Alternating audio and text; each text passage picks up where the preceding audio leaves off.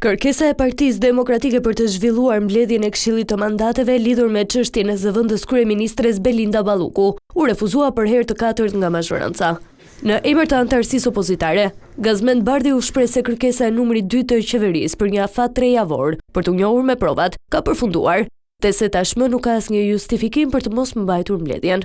Pra koha e kërkuar në kuvend 3 javë për të shqyrtuar provat e sjella nga prokuroria ishte alibia për t'u fshehur drejtësisë dhe jo një kohë e nevojshme për të përgatitur mbrojtjen përpara Këshillit të Mandateve.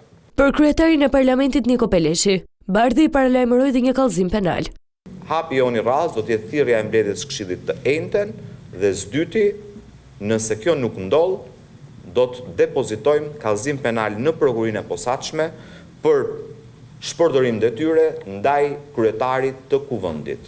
Në deklaratën për mediat, akuzat shkuan dhe kundrejt kryeministrit Edi Rama, duke pretenduar se kreu i qeverisë ka ushtruar presion ndaj drejtësisë së re. Gjithë shqiptarët ishin dëshmitarë që kryeministri filloi të tregonte se çfarë kishte materiali, sigurisht gënjeu sepse nuk mund thoshte që aty kishte mesazhe për të, që aty ka mesazhe që implikojnë Edi Ramën në afera korruptive. Po foli për dokumenta procedurave që janë vetëm një. Anëtarësia demokrate do të kërkojë sërish mbledhje të Këshillit të Mandateve dhe imunitetit të Enjten, ndërsa më herët, mazhoranca shprehur se mbledhja do zhvillohet pas shqyrtimit të çështjes në gjykatën kushtetuese.